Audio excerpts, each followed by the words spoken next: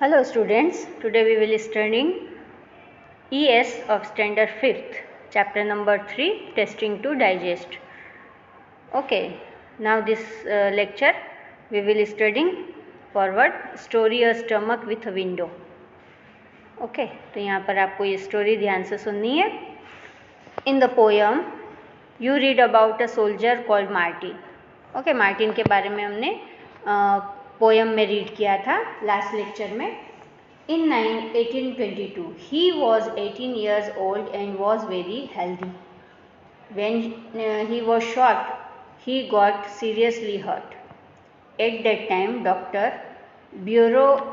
Beaumont was called to treat him. Dr. Beaumont cleaned the wound and put the dressing.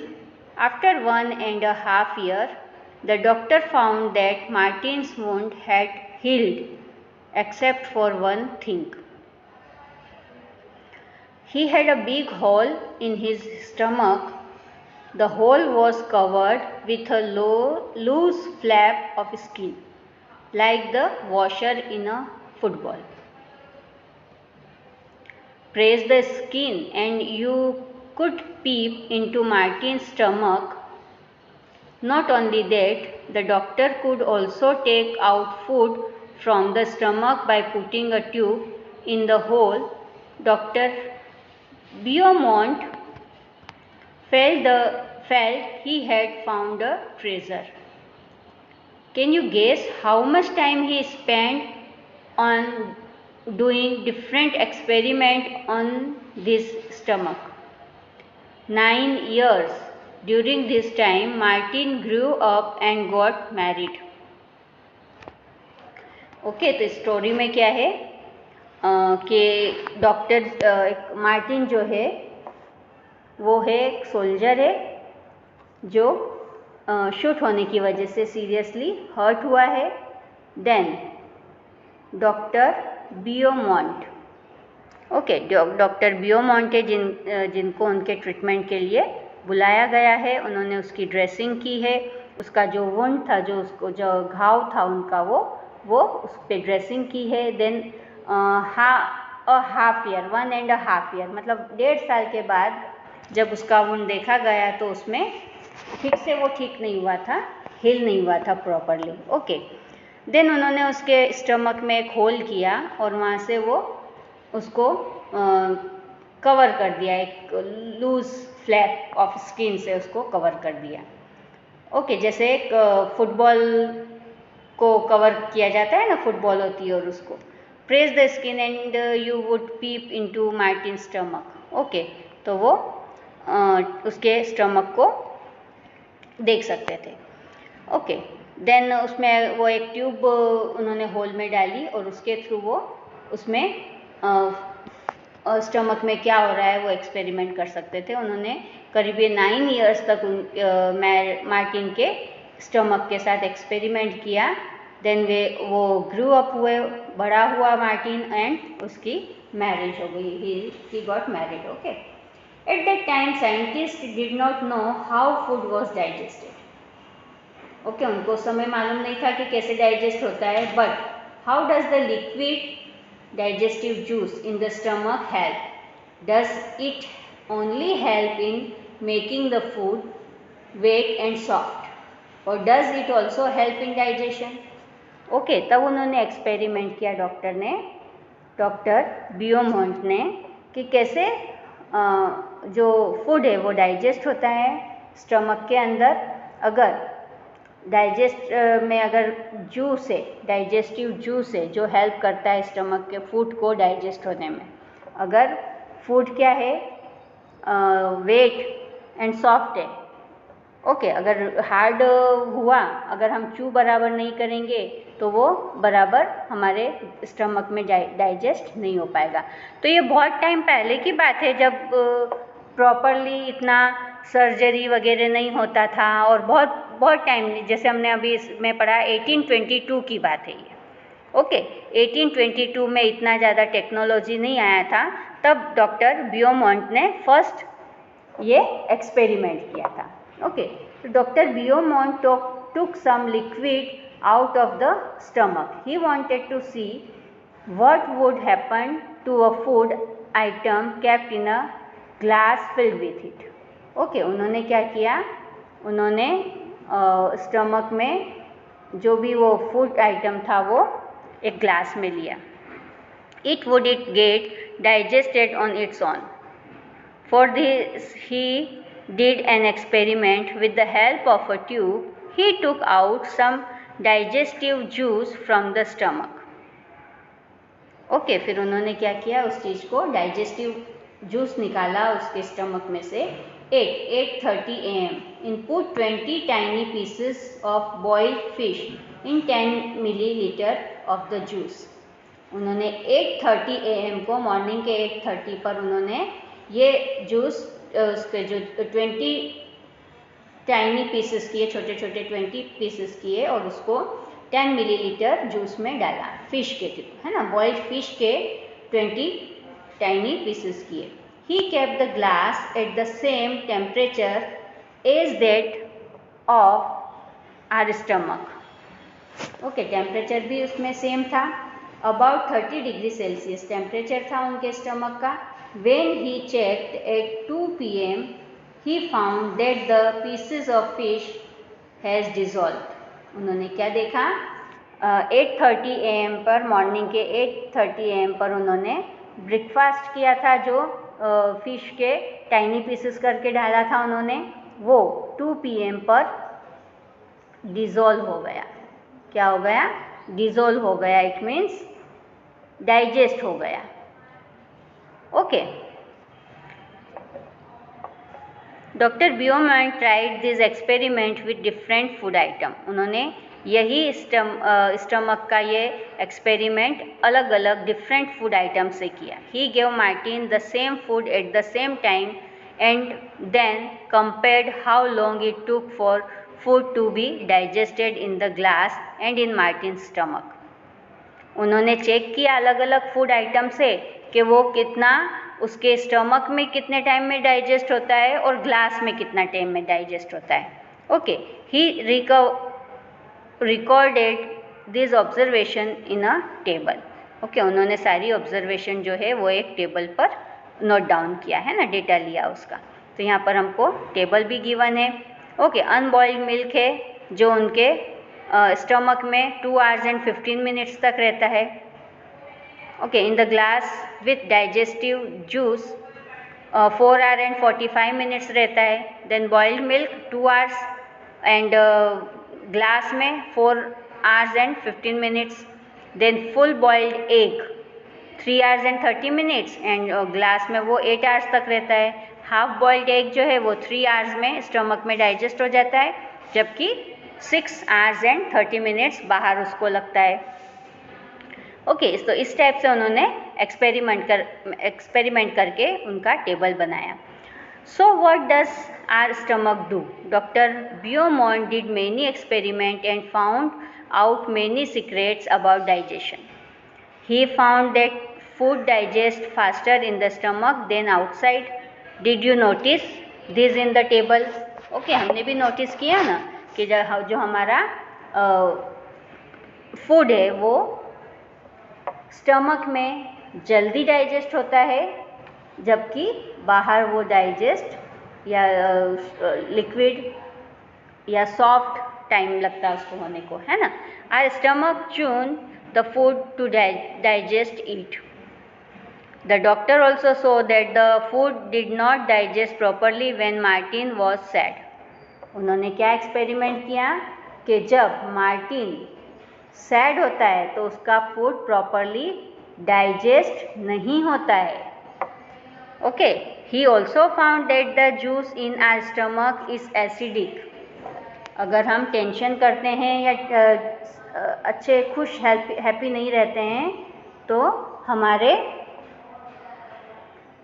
हमारे जो body का जो digestion है वो भी एसिडिक हो जाता है. ओके,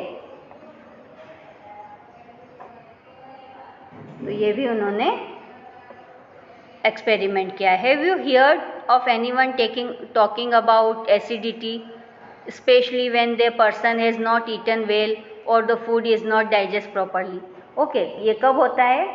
जब पर्सन प्रॉपरली खाना नहीं खाता है, तब उसको अधिकतर आप लोगों ने बड़े एल्डर्स लोग जो हैं उनके मुंह से सुना होगा कि एसिडिटी हो गई है ना। घर में आपके घर में जो भी एल्डर्स लोग हैं, जो ओल्डर लोग हैं एज वाले, उनके मुंह से सुना होगा, प्रॉपरली खाना नहीं खाते हैं तो भी उनके एसिडिटी बढ़ जाती है।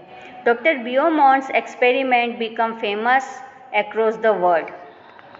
After this, many scientists did many such experiments. What did you say? No, they did not shoot people in the stomach, nor did they wait for a patient with a hole in the stomach. They used other scientific way to took inside our bodies. Okay, तो दूसरे doctors ने क्या कहा कि ये क्या हम ठीक कर रहे हैं, स्टमक किसी भी पेशेंट के स्टमक के साथ हम ऐसा होल डालकर ऐसा नहीं कर सकते हैं, हमको दूसरे अदर जो साइंटिफिक वेज हैं वो ढूंढने चाहिए हमारी बॉडी के अंदर की प्रोसेस जो है उसको देखने के लिए। Okay, did you like the story of Martin और should we say the story of our own stomach? Okay, तो ये हमारे स्टमक की स्टोरी थी, है ना, आपको पसंद आई होगी।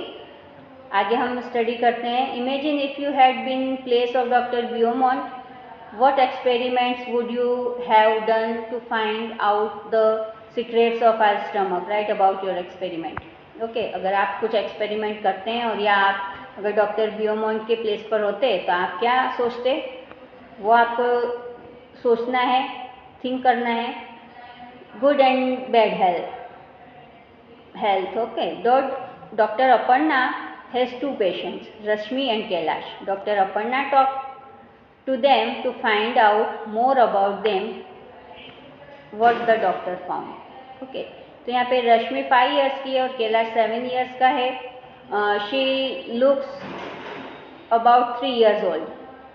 Okay, वो 5 years की है पर 3 years की हो ऐसा लगता है। उसके आर्म्स और लेग्स बहुत ही थीन है, उसका बेली भी बिल्कुल, स्टमक जो है उसका बिल्कुल ही बलून जैसा है ना, और वो हमेशा बीमार होती रहती है और वो हमेशा अपने आप को टायर्ड फील करती है। स्कूल भी रेगुलर नहीं जा पाती है क्योंकि वो उसमें स्ट्रेंथ ही नहीं है, प्ले नहीं कर पाती क्योंकि उसमें स्ट्रेंथ ही नहीं है, थक जाती है वो। ओके, वो सिर्फ लकीली कितना खा पाती है? 1 लिटिल राइस और 1 रोटी whole day, in the whole day में वो इतना ही खा पाती है। जबकि जो कैलाश है वो 7 years का है, बट वो फैट एंड फ्लैबी है। इसकी वजह से उसके जो लेग्स है उसमें पेन रहता है ना, दुखते रहते हैं उसके लेग्स।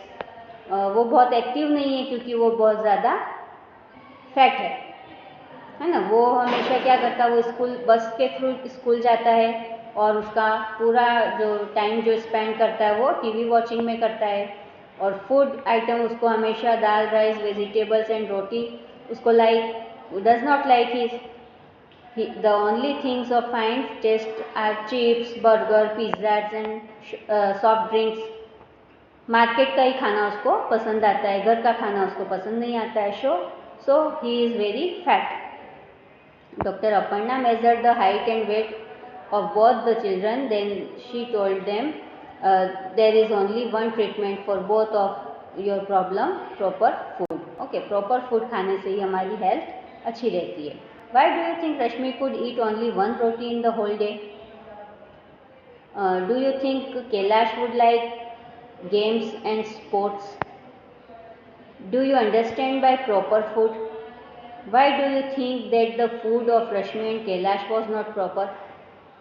ओके, तो प्रॉपर फूड इट मीन्स हमको टाइम पर ब्रेकफास्ट लेना चाहिए, लंच लेना चाहिए और डिनर लेना चाहिए। प्रॉपर ब्रेकफास्ट और लंच डिनर के बीच में 4 hours का गैप होना चाहिए और प्रॉपरली सारी जो न्यूट्रिशंस थिंग्स हैं वो हमको फूड में लेनी चाहिए। ओके, मिल्क है, वेजिटेबल्स हैं, मिनरल्स हैं, है ना, वो सारा हमारे फूड में होना चाहिए, तो ही हमारा फूड प्रॉपर फूड कहलाता है।